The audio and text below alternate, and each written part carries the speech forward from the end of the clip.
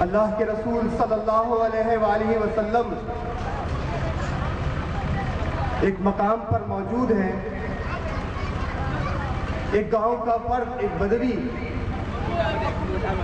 نبی مہربان حضرت محمد مصطفیٰ صلی اللہ علیہ وآلہ وسلم کے پاس تشریف لاتا ہے اور پوچھتا ہے اللہ کے رسول صلی اللہ علیہ وسلم قیامت کب برپا ہوگی؟ اور دونوں جہانوں کے سردار آقائے نامدار احمد مصطفیٰ محمد مصطفیٰ صلی اللہ علیہ وسلم جواب دینے والے ہیں کہ مغرب کی اذان ہو گئی ہے. نبی صلی اللہ علیہ وسلم نماز مغرب پڑھانے چلے گئے، نماز کی ادائیگی ہوئی، واپس پلٹے ہیں. اللہ کے رسول صلی اللہ علیہ وسلم نے پوچھا وہ شخص کون تھا جو مجھ سے کچھ سوالات کر رہا تھا، آخرت کے بارے میں پوچھ رہا تھا. لوگوں نے اس شخص کو تلاش کیا، اس کو نبی مہربان صلی اللہ علیہ وسلم کے سامنے پیش کیا. اللہ کے پیارے رسول صلی اللہ علیہ وسلم نے پوچھا کیا پوچھ رہے تھے؟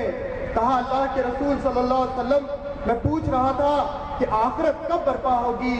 اور آقائے نامدار حضرت محمد مصطفیٰ صلی اللہ علیہ وآلہ وسلم پوچھتے ہیں آخرت کی تیاری کیا کی ہے؟ اس قیامت، اس آخرت کی گھڑی کی کوئی تیاری موجود ہے یا نہیں ہے؟ اور وہ بدوی، وہ گاؤں کا فرد، وہ کہتا ہے نبی رحمت صلی اللہ علیہ وسلم ایسی کوئی تیاری تو نہیں ہے، ایسی کوئی عبادت ریاضت بہت زیادہ تو نہیں ہے. ہاں میں اللہ اس کے رسول سے محبت کرتا ہوں، میں اللہ اس کے رسول سے محبت کرتا ہوں، میں اللہ اس کے رسول سے محبت کرتا ہوں. اور آقائے نامدار حضرت محمد مصطفیٰ صلی اللہ علیہ وسلم فرماتے ہیں جو جس کے ساتھ محبت کرتا ہے، جو جس کے ساتھ انسیت رکھتا ہے، جو جس کے ساتھ محبت کے دم بھرتا ہے، کل قیامت میں اسی کے ساتھ اٹھایا جائے گا. عزیز ساتھیوں اور دوستوں، کہتے ہیں صحابہ کرام بیٹھے ہوئے تھے، جب نبی صلی اللہ علیہ وسلم کا یہ ارشاد انہوں نے سنا تو کہا کہ خوشی سے جھوم اٹھے، آپس میں گفتگو کرنے لگے. اور کچھ صحابہ نے، جس میں حضرت ابو ہریرہ رضی اللہ تعالیٰ عنہ کا نام آتا ہے، کہتے ہیں کہ جب ایمان لائے تھے تو ہمیں خوشی ملی تھی، آج دوسری خوشی ملی ہے کہ اللہ کے رسول صلی اللہ علیہ وسلم نے فرمایا جو جس کے ساتھ محبت کرے گا، جو جس کے ساتھ محبت رکھے گا، کل قیامت میں اسی کے ساتھ اٹھایا جائے گا.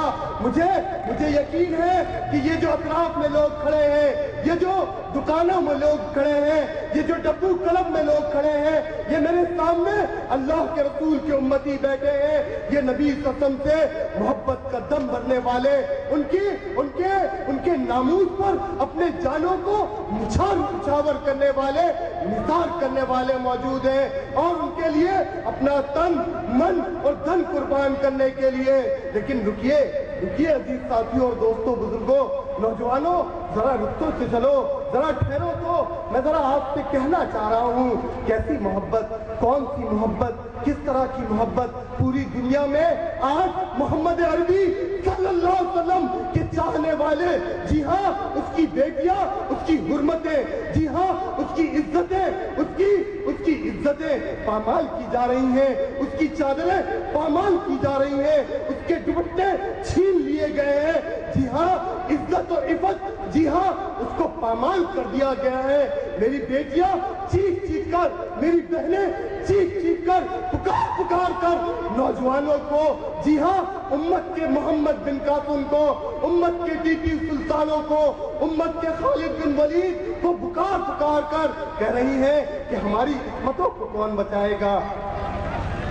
عزیز ساتھیوں اور دوستوں، بزرگوں، ایک طرف تو یہ صورتحال ہے، دوسری طرف ہمارے بزرگوں کی داڑیاں نوچی جا رہی ہیں، تیسری طرف ہمارے نوجوانوں کا مسئلہ کیا جا رہا ہے.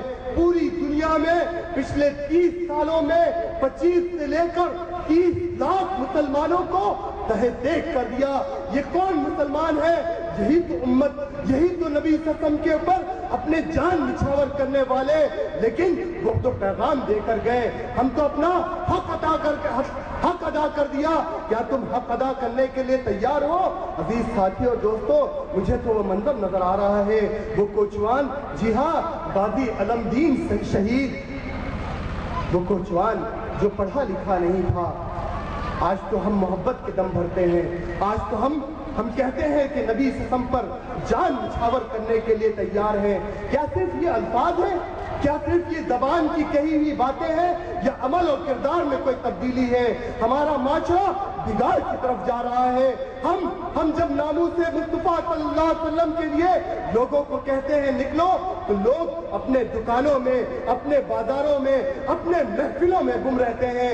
عزیز ساتھی اور دوستو، وہ ان پڑھ جو پڑھا لکھا نہیں تھا، کوچوان تھا، جب اسے پتا چلا کہ ایک ہندو بنیے نے میرے نبی کے ناموس پر حق لگایا ہے، اس نے قسم کھایا کہ خدا کی قسم، میں جب تک اس گستاخ رسول کی جان نہ لے لوں، اس کے گردن کو تن سے جدا نہ کر دوں، میرا کھانا پینا حرام ہے۔ اور غازی علمدین شہید نے اپنے عہد کو پورا کیا، اس ہندو بنیے کو قتل کر کے، مار کے، وسالے جہنم کر کے پیغام دیا امت کو پیغام دیا کہ میں ان پڑھ تو ضرور ہوں، میں پڑھا لکھا تو نہیں ہوں، لیکن میرے اندر عشق مصطفیٰ موجود ہے، میں محمد عربی صلی اللہ علیہ وسلم پر جان نچھاور کرنا جانتا ہوں۔ میں ذرا یہاں رک کر پوچھتا ہوں، میرے ماں باپ کو کوئی گالی دے،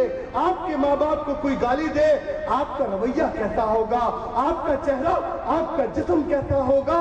جی ہاں، غصے سے آپ آپے سے باہر ہوں گے، اس کے چہرے کو، اس کے جسم کو نوچنے کے لیے تیار ہوں گے۔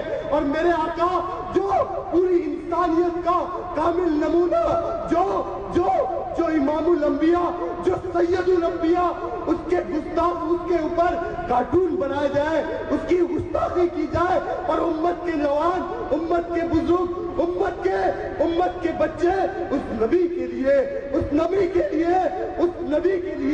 نکلنے کے لیے تیار نہ ہو، سوچنے کا مقام ہے۔ بس عزیز ساتھی اور دوستو، مجھے تو وہ علمدین جو کٹہرے میں کھڑا ہے اور اس سے کہا جا رہا ہے، اے علمدین کہہ دو کہ تم نے یہ جانے بوجھے نہیں بلکہ پاگل پن میں کیا۔ اور وہ بغیر پڑھا لکھا علمدین کہتا ہے، ایک ہی تو کام زندگی میں کیا، ایک ہی تو کام کیا، کل قیامت میں نبی قسم کے سامنے کھڑے ہو کر کہہ تو سکوں گا، اللہ کے سامنے کھڑے ہو کر کہہ تو سکوں گا کہ ایک ہی کام کیا ہے۔ تیرے نبی کی ناموس پر حرف لگایا جا رہا تھا، جی ہاں، تیرے نبی کے ناموس پر حرمت پر حق لگایا جا رہا تھا، میں نے اس گستاخ رسول کو، جی ہاں، وسالے جہنم کر دیا، اس علمدین کو، جی ہاں، پھانسی چڑھا دیا گیا، اس نے پیغام دے دیا، لوگوں مر جائیں گے، مٹ جائیں گے، جی ہاں، ٹکڑوں میں تقسیم کر دیے جائیں گے، لیکن نبی کے محبت کو تم میرے جسموں سے نکال نہیں سکتے۔ کیا یہ ایمان ہمارے درمیان موجود ہے؟ ایسے کردار موجود ہے۔ مجھے غازی عبدالقیوم شہید، عبدالرحمن چیمہ شہید، جی ہاں، جو پی ایچ ڈی کرنے کے لیے جرمنی پہنچا تھا، اس کے پاس بہت بڑا ویژن موجود تھا، اس کے پاس بہت کچھ موجود تھا، دنیا حاصل کرنے کے لیے سب کچھ موجود تھا، لیکن جب اسے پتا چلا کہ میرے نبی کے ناموس پر حرف لگانے والے اس جرمنی میں موجود ہیں، اس نے حملہ کیا اور اس کو زخمی کیا، خود شہید ہو گیا، لیکن لوگوں کو پیغام دیا۔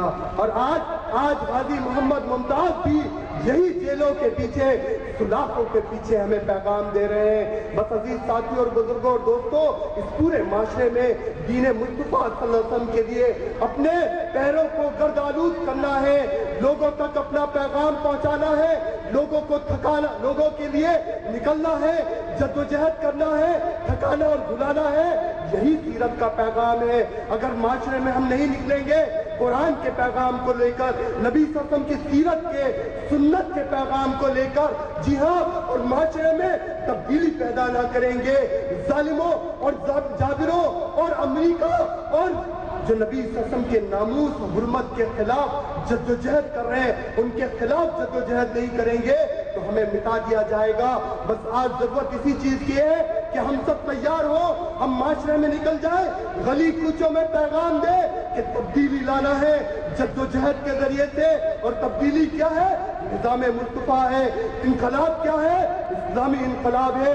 یہ نظام آئے گا تو جی ہاں، تو دجلہ اور فرات کے کنارے جب حضرت عمر فاروق رضی اللہ تعالیٰ عنہ کہہ رہے ہیں کہ کوئی بھوکا بکری کا بچہ بھی مر جائے گا تو اس کا جواب عمر کو دینا پڑے گا، وہ امن، وہ آشتی، وہ انصاف والے انقلاب کی آج ضرورت ہے۔ اور یہ نظام آئے گا تو نظام مصطفیٰ سے بس اسی کی جد و جہد، اسی کی پکار لے کر ہم آپ کے پاس آئے ہیں، گلی کوچوں میں آ رہے ہیں، جد و جہد کر رہے ہیں۔ آج اس چوک میں بھی یہی ہم نوجوانوں کو، بزرگوں کو، دوستوں کو، عزت ماں اور بہنوں کو پیغام دینے آئے ہیں کہ لوگوں نکلو، اللہ کی قرآن کے تلے، اس کے سائے تلے جمع ہو جاؤ، نبی صلی اللہ علیہ وسلم کی سیرت کے مطابق اپنے زندگیوں کو ڈھال لو، اور اس پورے معاشرے میں نبی صلی اللہ علیہ وسلم کا نظام غالب فرما دو۔ دنیا میں بھی کامیابی ہوگی، آخرت میں بھی کامیابی ہوگی۔ وآخر دعوانا والحمدللہ رب العالمین۔